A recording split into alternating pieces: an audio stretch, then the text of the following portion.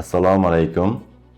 Men Rajabov Nazirjon Razoqovich, Toshkent menejment va iqtisodiyot instituti iqtisodiyot kafedrasini mudiriman. Hammamizga ma'lumki, respublikada kadrlar tayyorlash sohasida amalga oshirilgan islohotlar natijasida kadrlar tayyorlashdagi raqobat muhiti kundan kunga rivojlanib bormoqda. Ushbu raqobat muhitida Toshkent menejment va iqtisodiyot institutining o'z o'rni bor. Bizning kafedramizda bakalavr va magistrlar tayyorlanadi.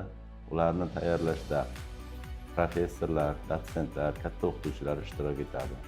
Kafedra a'zolaridan 3 ta xodimimiz bevosita dunyoning eng mingtalikka kirgan universitetlarning bitiruvchilari hisoblanadi.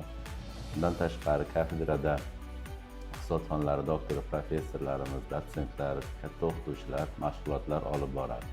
Bakalavr iqtisodiyot yo'nalishi va magistratura mutaxassisligi bo'yicha kadrlar tayyorlanadi.